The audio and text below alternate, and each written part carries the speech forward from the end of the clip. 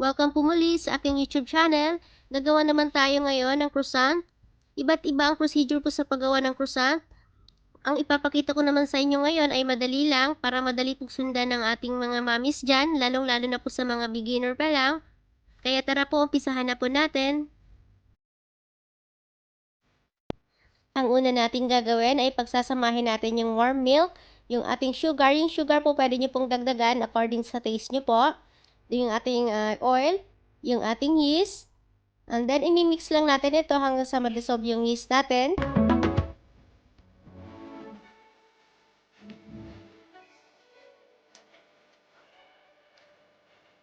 Susunod naman natin yung 1 large egg, yung egg white. Yung yolk po i-reserve natin para mamaya sa egg wash. Then, hahaluin lang po natin ito at hayaan natin mag-bloom yung yeast ng 5 minutes. Nilagay ko na rin po yung white vinegar. Ito po yung brand na ginagamit ko, guys. Pwede po kayong gumamit ng ibang brand.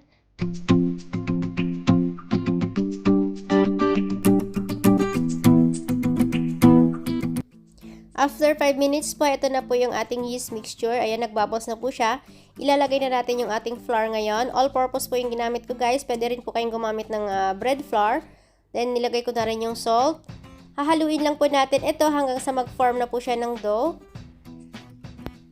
Tips ko lang, guys, kapag hindi nyo po kabisado yung flour na gagamitin nyo, kapag naglagay na po kayo ng flour doon sa inyong liquid, pakonti-konti lang or padahan-dahan lang po yung lagay nyo hanggang sa mag-form lang po siya ng dough.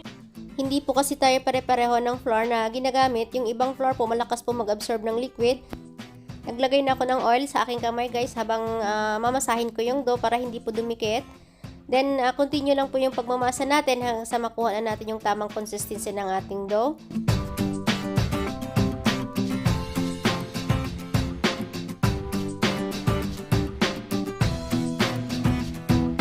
Susubukan naman natin siya ngayon i-stretch. Kapag ganito, guys, napupunit pa siya, ibig sabihin hindi pa po ready yung ating dough. Continue lang po yung pag-knead natin hanggang sa makuha na natin yung window pane test. After 15 minutes ko po siyang minasa, guys, ito na smooth na yung ating dough. Ilalagay natin siya ngayon dito sa ating bowl. Lagyan natin ng konting, magdust tayo ng konting flour. Then ilalagay natin siya. Susubukan natin siya i-stretch ulit. Pagka ganito na po, hindi na po siya napupunit, ibig sabihin ready na po yung ating dough. Paalsahin po natin siya ng 1 hour hanggang sa magdoble lang po siya ng size.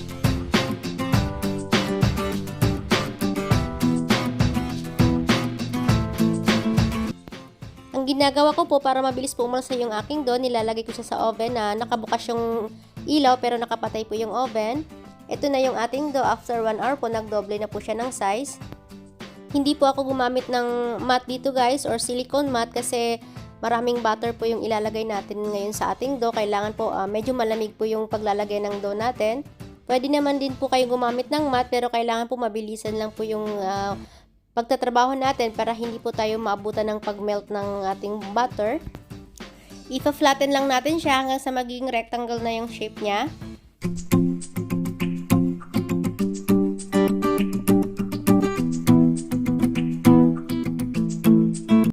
Nakalimutan ko, guys, naka-post pala yung cam ko, hindi ko na-on ulit kaya hindi ko po napakita yung size ng ating dough. I-grate natin ngayon yung ating butter. Kailangan po yung butter natin galing sa ref po or naka-frozen po yung butter natin para hindi po mag-melt agad. I-grate lang natin siya. Yung nagamit ko dito, guys, is 1 cup po.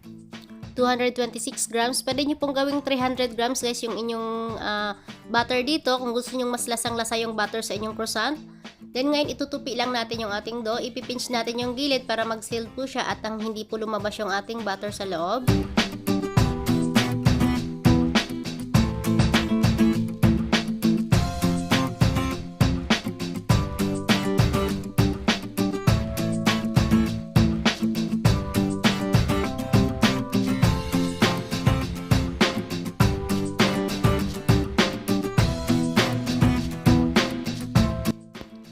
I-roll natin siya ulit ngayon hanggang sa mag-flatten siya. Then, itutupi natin siya ng 4 to 5 times, guys. Para, yun po yung magiging layer ng ating croissant para magiging flaky po siya mamaya pag binake natin. Kapag may nakita kayong air na nakatrap sa loob ng ating dough, pwede kayong gumamit ng toothpick. Then, tusukin lang natin para maalis yung hangin na nasa loob ng ating dough.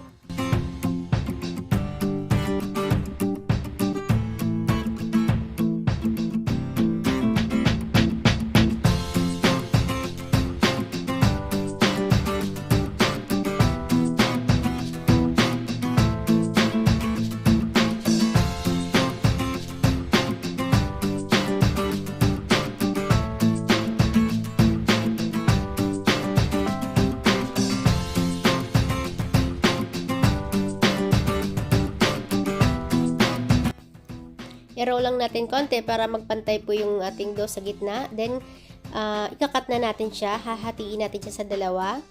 Maglalagay tayo ng flour din dun sa paglalagay ng ating dough.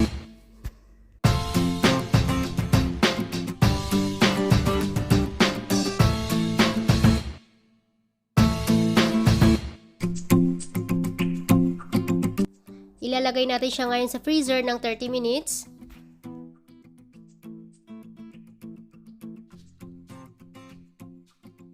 Ito na yung ating dough after 30 minutes sa freezer.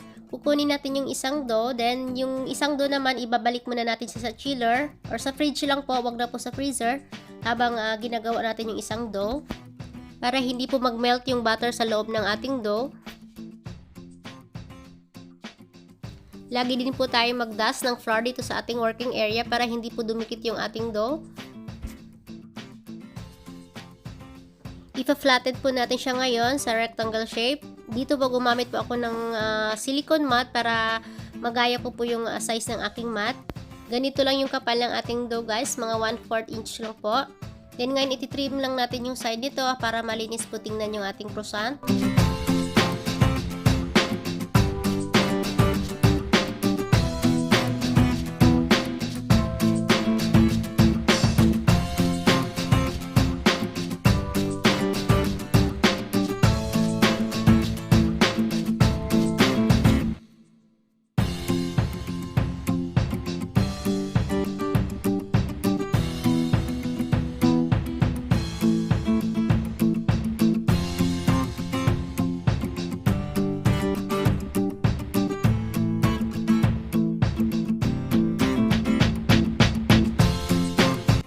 Pwede po kayo maglagay dito ng iba't ibang klase ng paborito nyong palaman guys or filling.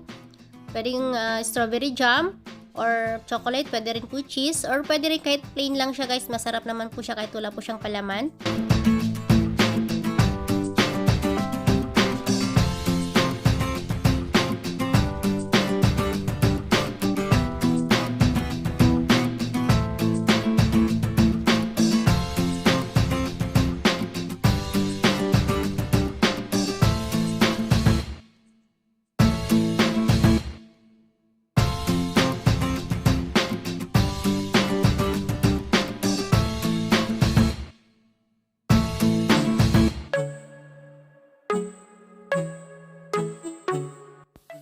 Pag ni-roll nyo pala siya guys, kailangan po pag malapit na po kayo sa dulo ng dough, iinatin nyo siya para maganda po yung pagdikit ng dulo dito sa ating dough.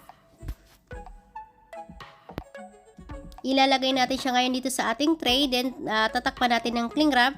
Paalsay natin siya ng 35 minutes lang po, huwag po natin paabutin ng 1 oras kasi magiging overproof na po siya. Ang magiging texture po ng inyong dough para na po siyang yung pangkaraniwang tinapay na yung sobrang hindi na po makikita yung pagka-flaky niya. Kapag na-overproof po, dapat po 35 minutes lang po.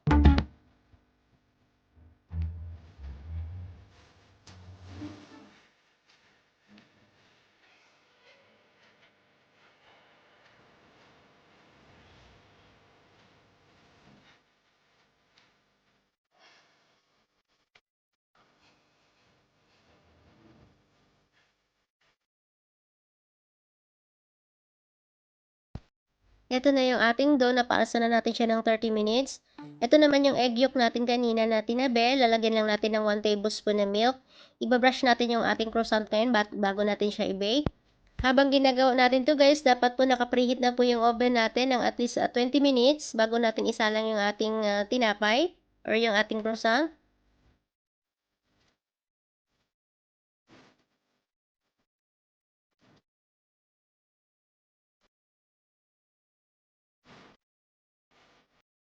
I-bake natin siya ngayon sa ating naka-preheat na oven, 180 degrees Celsius, ng 18 to 20 minutes. Depende po, hindi po pare-pareho yung oven natin. Bantayan nyo po hanggang sa mag-golden brown lang yung ibabaw ng ating croissant.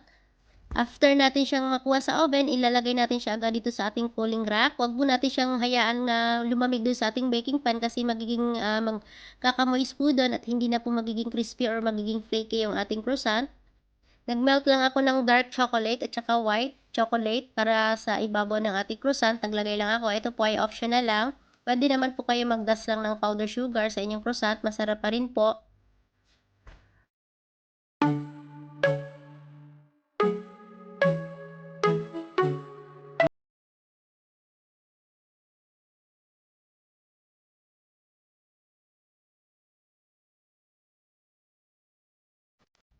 Add ko lang pala guys, kung gusto nyo mas maraming layer yung pagka-flaky ng inyong croissant, dagdagan nyo lang po yung pag-fold ng inyong dough kanina, then mag-add din po kayo ng butter. Titikman naman natin ngayon yung ating ginawang croissant. Ayun, nakikita nyo guys, napakalambot nito at napaka-flaky din niya. Ang masasabi ko lang, napakasarap nito guys. Tamang-tama lang yung lasa ng ating dough, hindi siya ganun katamis, kaya sabi ko sa inyo, pwede kayo mag-adjust ng sugar. Pero kung maglalagay kayo ng mga matamis na filling or palaman, kagaya ng strawberry jam or kahit anong jam, matamis na po yun. Kaya tama lang po yung sugar na inilagay natin sa ating dough para balance lang po yung tamis niya. Ito naman yung nilagyan ko ng chocolate guys, ayan. Sana masubukan nyo itong recipe na ito guys, napakadali lang nitong gawin. Pwede itong pang merienda ng mga chikiting natin or pang baon natin sa office or sa school ng ating mga kids. Or pwede rin nating ibenta ito guys. Tumatagal yung lambot niya hanggang 3 to 4 days po. Ilalagay nyo lang siya sa airtight container. Kita-kits po tayo ulit sa aking susunod pang mga videos. Salamat po sa inyong panonood.